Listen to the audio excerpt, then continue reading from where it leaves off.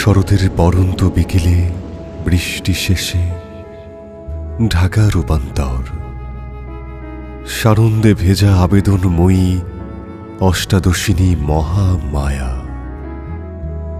এখন ঠিক এই ঝাপটা উত্তাল বাতাসের মতো হারিয়ে যেতে ইচ্ছে হয় শেষ বিকেলে চঞ্চল অষ্টাদশিনীর কপল ছুঁয়ে।